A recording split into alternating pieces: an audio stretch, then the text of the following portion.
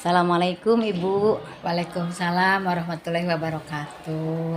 Apa kabar hari ini Bu? Alhamdulillah baik sekali Bu Dede. Terima kasih ya Bu ya sudah bersedia.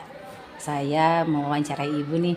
Saya Baik. pengen Ibu sharing pengalaman Ibu selama ini, baik sebagai pemimpin pembelajaran maupun sebagai wakasek, atau mungkin Ibu kan sering ya memimpin satu komunitas kayak MGMP IPS ya Bu ya. Ya, Nanti sharing bagaimana pengalaman Ibu terkait pengambilan keputusan yang berbasis nilai-nilai kebijakan. boleh. Boleh tahu nggak Bu? Pernah nggak Bu dalam satu waktu gitu, Ibu terbentur pada dua kepentingan gitu ya, dihadapkan pada dua kasus di mana Ibu harus memutuskan gitu, tapi dua-duanya memiliki nilai yang sama-sama benar, atau dua-duanya sama-sama memiliki nilai kebajikan. Gimana Bu?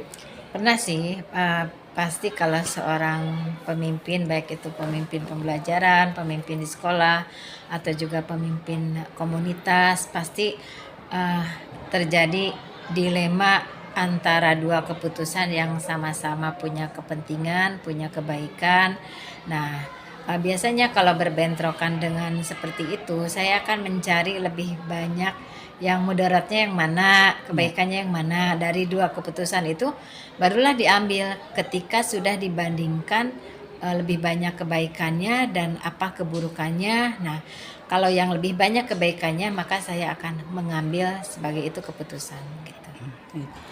Saya juga pengen tahu Bu, bagaimana pandangan Ibu mengenai kasus-kasus yang mana merupakan yang mana dilema etika atau yang mana merupakan rujukan moral. Betul. Biasanya yang dilema etika itu ya berhubungan dengan kepentingan banyak orang juga ya.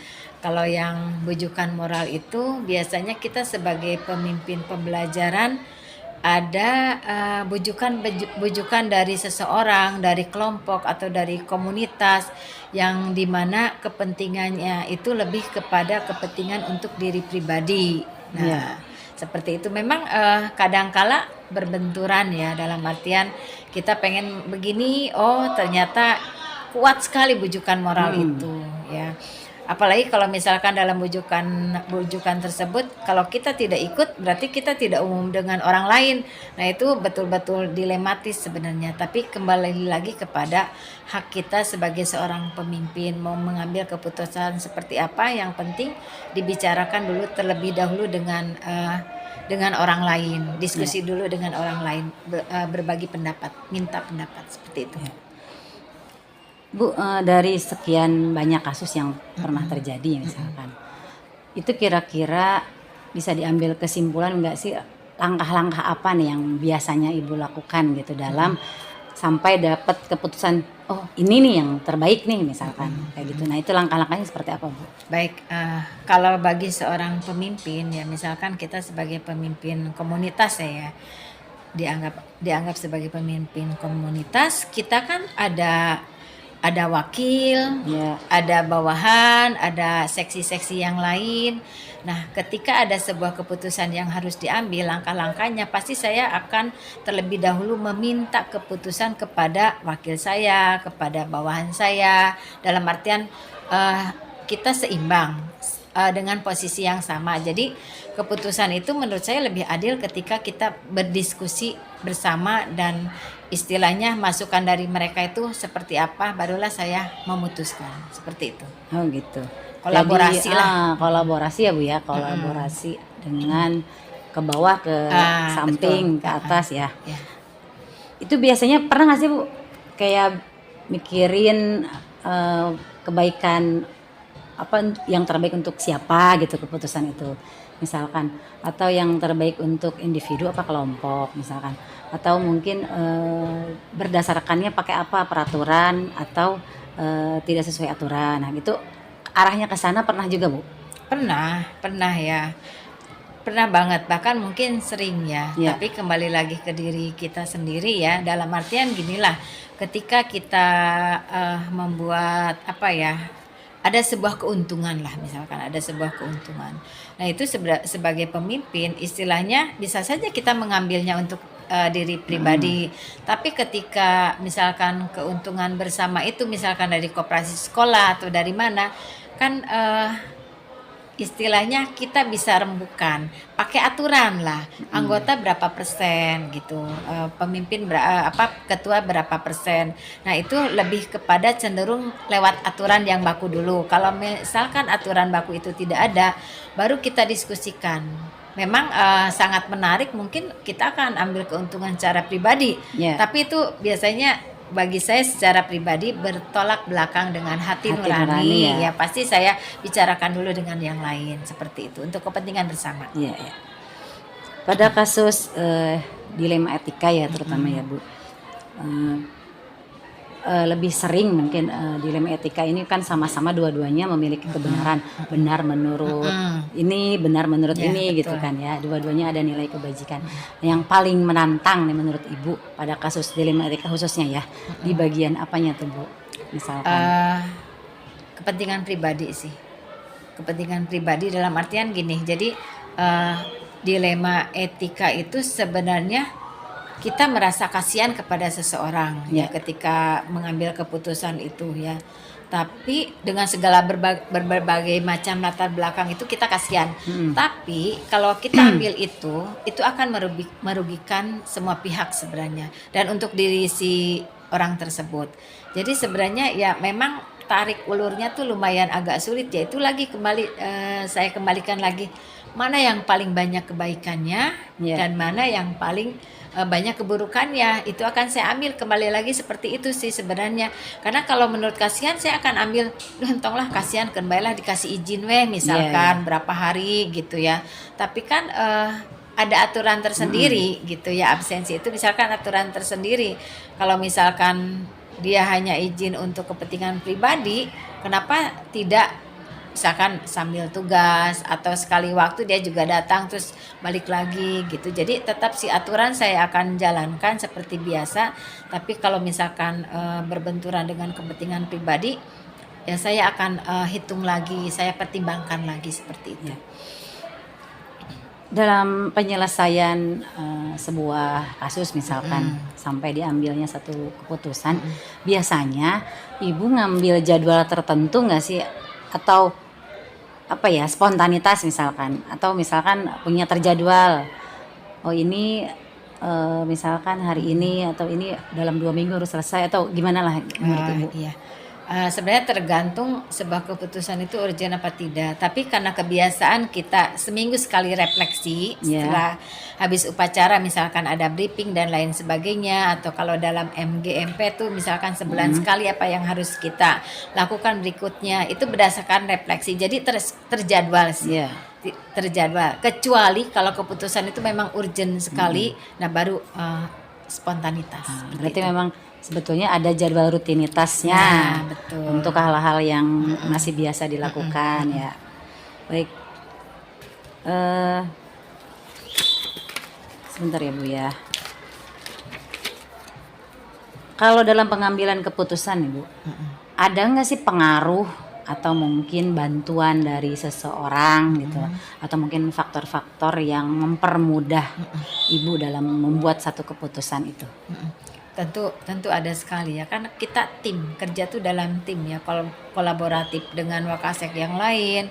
Kalau di MGMP kolaboratif dengan sekretaris, dengan wakil, dengan bendahara, dengan seksi, dengan anggota yang lain. Jadi kita ada kolaboratifnya. Jadi tidak sendiri gitu. Jadi masukan dari mereka itu sangat berharga sekali. Jadi kita tidak sendirian. Pasti itu sangat membantu untuk mengambil keputusan. Gitu. Terakhir ya Bu ya. Ya boleh. Nah, dari sekian banyak kasus dilema etika yang pernah Ibu hadapi ini ya, dengan kolaborasi dengan berbagai pihak, langkah-langkah yang sudah pernah diambil, secara garis besarnya saya pengen dengar bagaimana pembelajaran terbesarnya nih dari semua pengalaman yang rangkaian pengambilan keputusan itu Bu. Baik, berdasarkan pengalaman dalam dilema etika ya, sebenarnya kita kalau untuk kepentingan pribadi enak banget sih ya. Ya, Gitu. Ambil aja Menguntungkan keputusan ya, Bu, itu ya. menguntungkan banget. Tapi kan kita tuh hidup di masyarakat ya. Ada orang lain yang harus dipikirkan semuanya. Jadi secara pribadi dilema etika itu saya lebih kepada keputusannya itu untuk kepentingan bersama selama ini. Jadi mengabaikan keputusan pribadi, mengabaikan keuntungan pribadi, yang penting kebersamaan untuk keseluruhan gitu. Semuanya enak gitu keputusan tersebut, seperti itu. mengambil jalan tengah ya Bu ya, Ya, kebaikan betul. untuk semuanya Ya. gitu. Baik, terima kasih Bu Susi atas waktunya, Sama-sama. atas sharingnya juga. Mungkin bukan mungkin ya, pasti ada banyak yang bisa saya ambil hari ini dari pengalaman Ibu dan penjelasannya.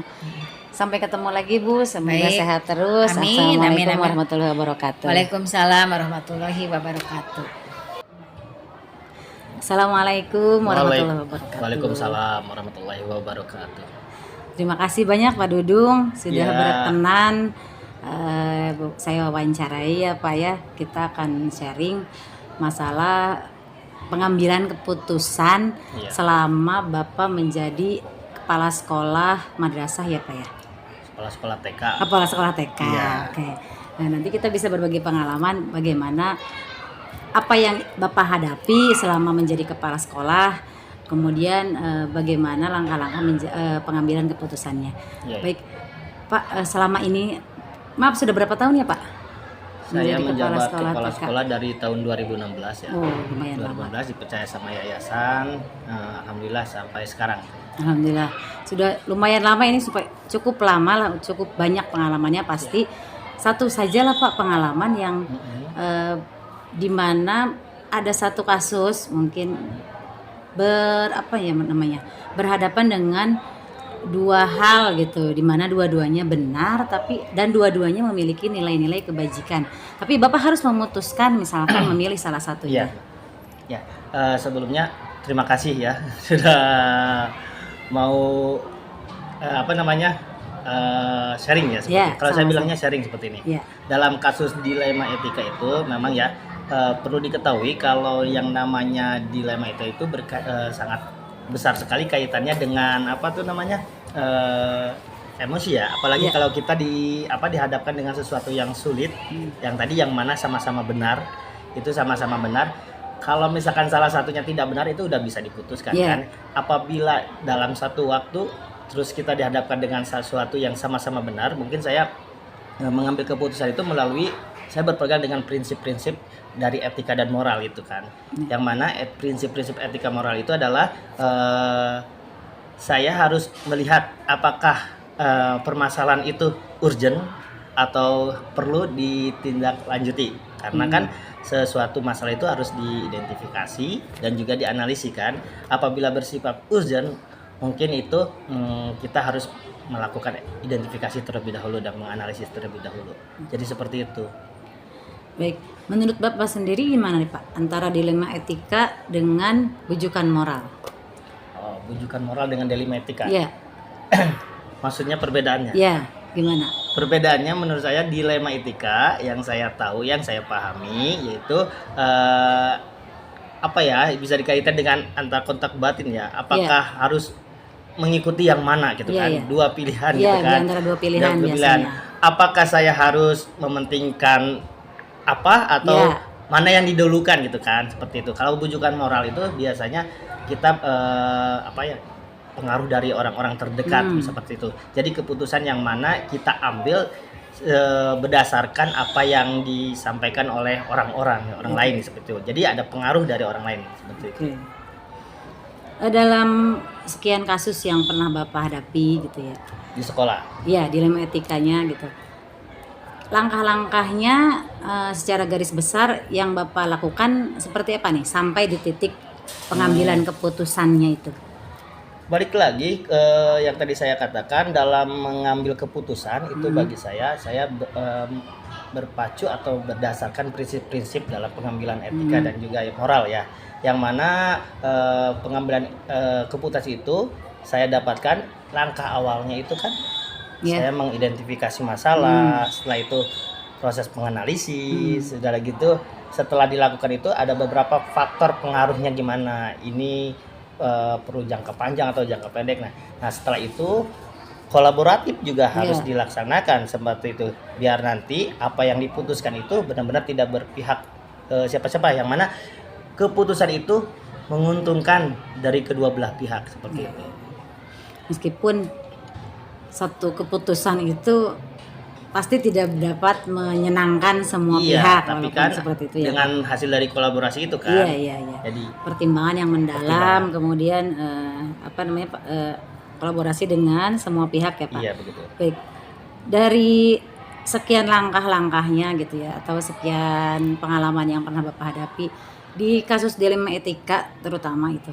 Hal apa sih yang paling menantang menurut Bapak gitu dalam Kalau dalam membuat hal keputusan? menantang itu misalkan kalau saya pribadi di ketika kalau berkaitan dengan kinerja ya, misalkan saya sebagai pimpinan mempunyai bawahan yang mana tidak disiplin, sedangkan saya tahu ketidakdisiplinan itu faktor penyebabnya itu apa, saya tahu gitu kan, yang mana itu yang membuat saya dilema, mau memberikan sanksi tapi saya tahu masalahnya seperti apa gitu kan. Nah jadi di situ saya benar-benar harus mengacu kepada prinsip tadi dan dituntut untuk keprofesional saya kan sebagai pemimpin ya, tetap walaupun itu misalkan saya tahu latar belakang seperti apa, kenapa melakukan pelanggaran itu, ya tetap saya akan berpegang kepada profesional saya sebagai atasan ya. Jadi tetap saya harus mengambil keputusan yang sesuai dengan prosedur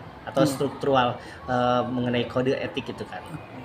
Berarti peraturan tetap Jalankan. tetap menjadi pertimbangan utama, namun rasa kasihan atau mungkin keadilan tetap dikedepankan ya Pak. Baik, selanjutnya Pak, kalau dalam penyelesaiannya biasanya Bapak membutuhkan jadwal tertentu tidak?